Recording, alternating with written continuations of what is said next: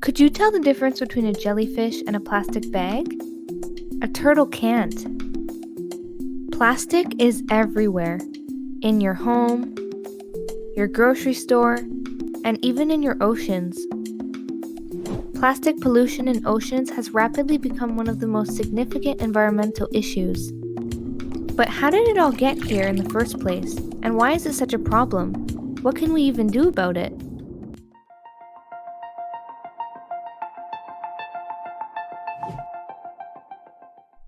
First of all, what even is plastic pollution? Plastic pollution comes from the plastic items that we use and then throw away, like plastic bags, beverage bottles, and food packaging, just for example. Just think about all the plastic items that we use daily. The toothbrush you grab first thing in the morning, the container your lunch comes in, or the water bottles you use to cool off after your run. All these things get used and eventually thrown out. Scientists estimate that over 8 million tons of plastic go into the oceans every year. That's like dumping one garbage truck full of plastic into the ocean every minute, every day, all year long. And the problem just continues to grow. How is it done? Trash and plastic left on the ground as litter often blows into rivers, eventually ending up in oceans. And because most plastic trash isn't biodegradable, or in other words, it doesn't decompose back into nature, like an apple core or a piece of paper, it stays in the ocean forever. Some plastics are thought to stay in the environment for up to 1,000 years. During this time, they break down into smaller and smaller pieces called microplastics, but never completely disappear. Some studies have even shown that microplastics can be harmful when spread throughout the food chain, and are even ending up in the seafood on our plates. It also hurts marine life. Nearly 700 species, including endangered ones, are known to have been affected by plastics.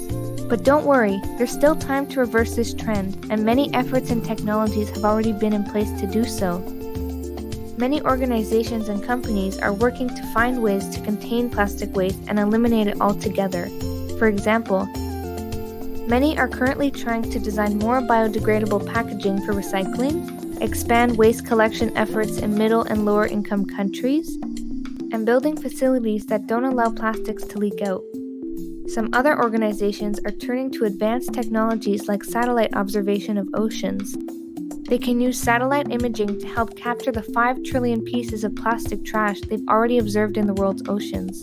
In fact, in 2021, the European Space Agency announced that they will use space satellites to detect plastics in oceans to find where it's most concentrated and to focus cleanup efforts in those areas as well. How can we individually do our part every day to reduce plastic pollution and help protect our oceans? Here's some ideas. First, and most importantly, recycle regularly. Try to participate in a local shoreline cleanup to remove plastics and prevent them from getting in the ocean. Refuse plastic whenever possible. Say no to straws, lids, plastic bags, and plastic takeaway containers, but use reusable water bottles, coffee mugs, and bags instead. Talk trash with your friends and family. Share this video with them and give them suggestions on how they too can help reduce plastic pollution to spread awareness. Who knows what a difference that can make on them and the environment. Never litter. Hey, sometimes you have to use plastic, and that's okay, but always recycle the plastic and never leave it lying around in the environment. Overall, our oceans are in danger of becoming a big plastic soup as the production of plastic is at the highest it's ever been. But there's still time. Just by making small changes, you can be one of the many that are already helping contribute to healthy oceans and break the wave of plastic pollution.